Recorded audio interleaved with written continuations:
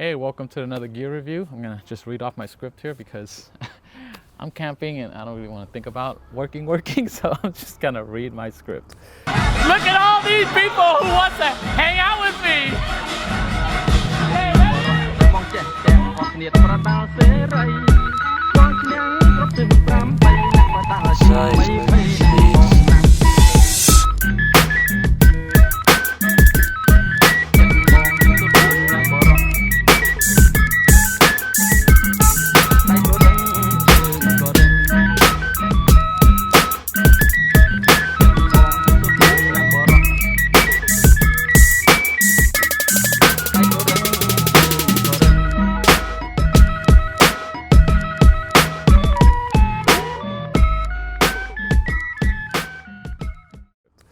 So if you're looking for a Panasonic 12-35 version 1 f2.8, Panasonic Leica 12-60mm f2.8 to 4.0, this is the only variable one today, and then and the Olympus 12-100 f4 Pro, it'll be this one right here.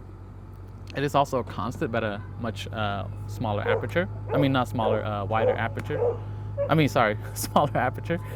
And then you're probably looking for the best all-around lens for your needs.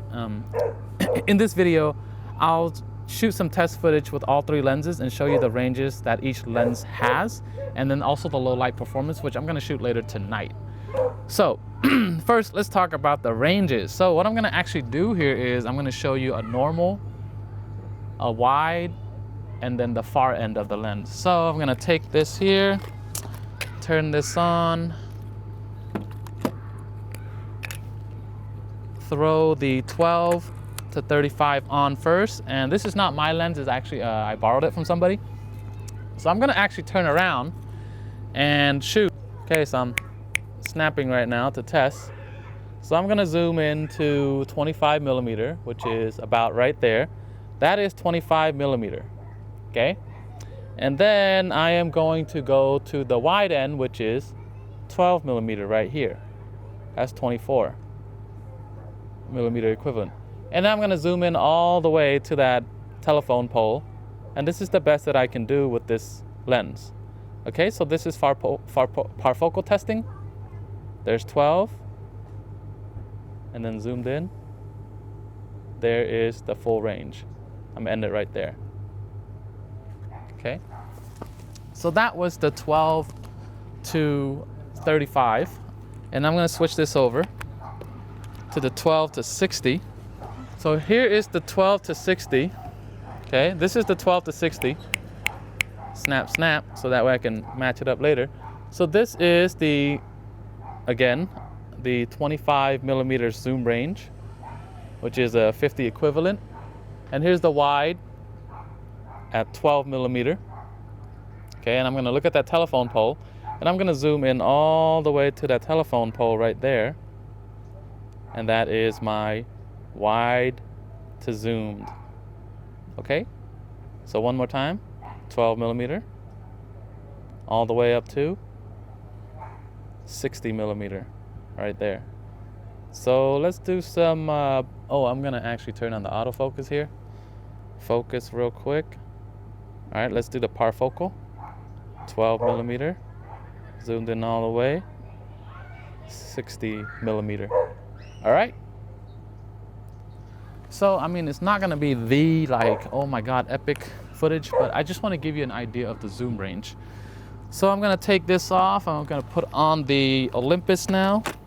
I'm gonna snap, snap, snap. This is the normal. 50mm equivalent, or 25mm on this lens. Here's the wide at 12, and then here's the zoomed in. Look at that telephone pole right there. Okay, that is 100mm or 200mm equivalent. So again, I'm going to zoom out. This is the wide end, which is the 12. This is the normal, 25, and this is the zoomed in. Okay, so that would be footage for the comparison of the range. Now I hope that you get something out of that. And then there are a few things that I like to discuss here. Okay. The build quality and the size comparison. As you can see here, if I take these and I put these next to each other, you can see that they just keep getting taller and longer in that case. Okay. So I have the 12 to 35 here, which feels pretty good, has weather sealing. This is the version 1, by the way. And then I have the 12 to 60. They're roughly about the same weight. Even if I take this off, this focus ring helper thing here, okay, they're about the same amount of weight. I think it's because there's more glass here, much heavier glass here, I believe, than here on the Leica.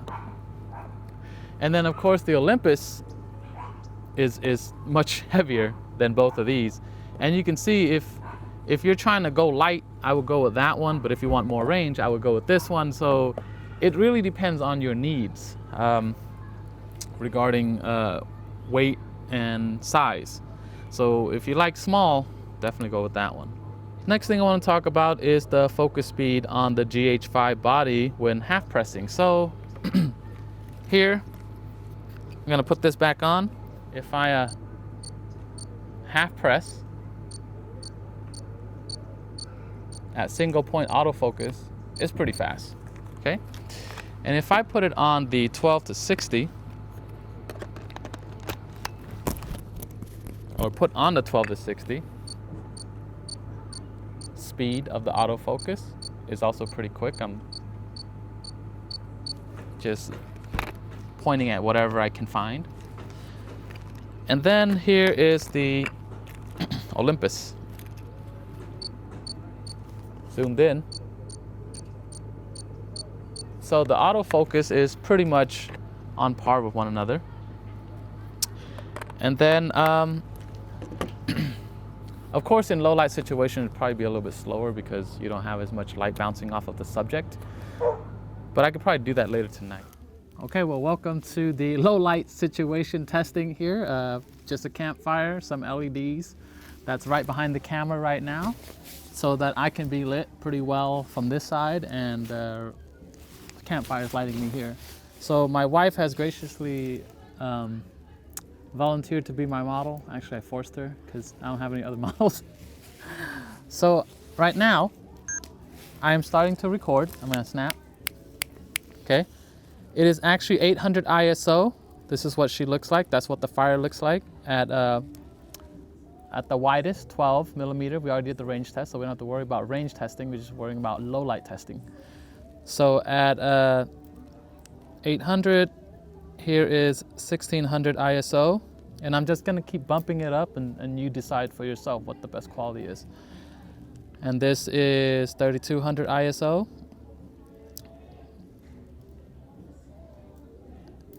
This is 6400 ISO. And this is 12,800 ISO. So this is the low light testing for the 12 to 35. So now I'm going to turn this off. Okay. I'm gonna switch lens. I'm gonna go to 12 to 60. And what I'm gonna do here is I'm actually gonna shoot at f4 because this is not an f2.8 lens. Now you can judge from the 2.8 constant aperture of the 12 to 35 what that would look like. So I'm gonna start at f4 800 ISO. So here is f4, okay, f4 800 ISO.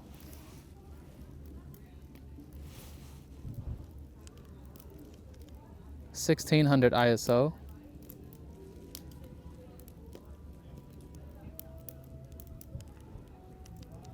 3200 ISO, 6400 ISO, and the last one would be 12,800 ISO. So this is what it would be like to shoot at f4 all the way through on the 12 to 60mm. I'm gonna turn off the video right here. And then I'm gonna take off that lens and I'm gonna put on the Olympus. Again, it's already set up to be at f4 because the Olympus is f4 all the way through. So here is shooting at the widest 12mm.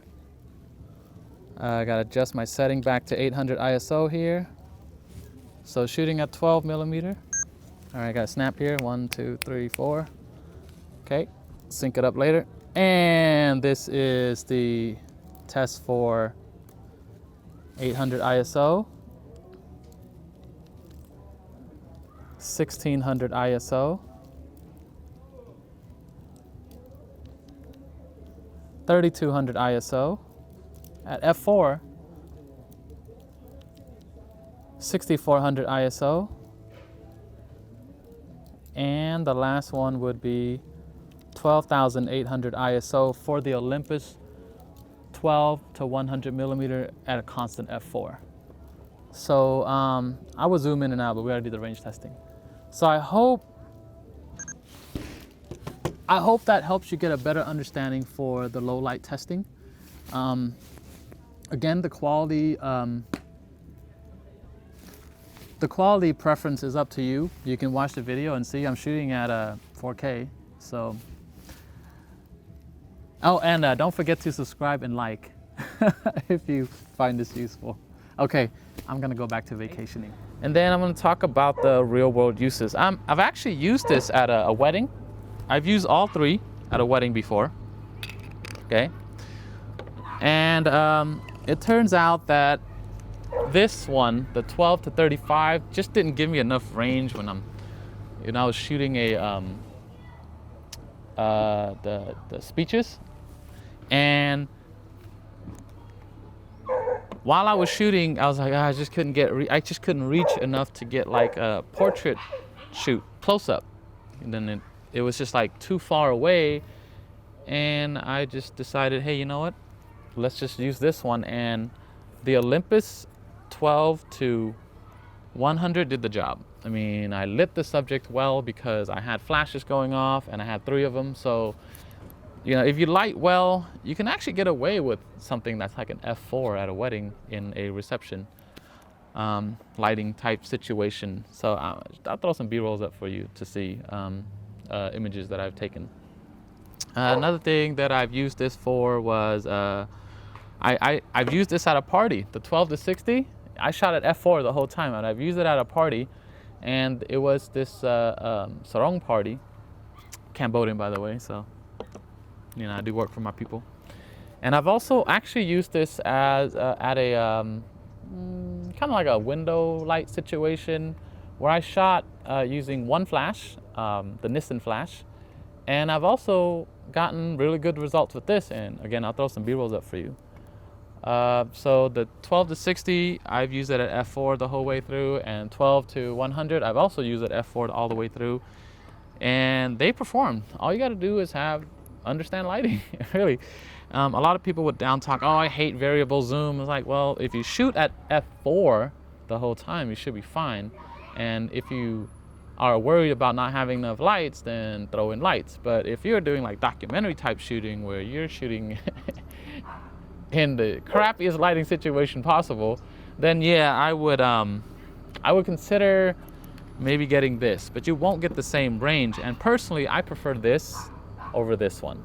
The reason why is because of the range. I just like that range. You saw it yourself, how close I can get to that telephone pole. It was really good. So the next thing I want to talk about is, yeah, I've done corporate shooting. So I'll let you decide on the quality of each lens with the B-roll.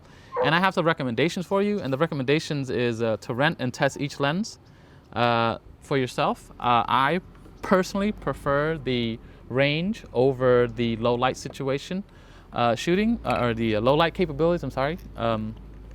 Because I shoot in stuff like this kind of daylight situation.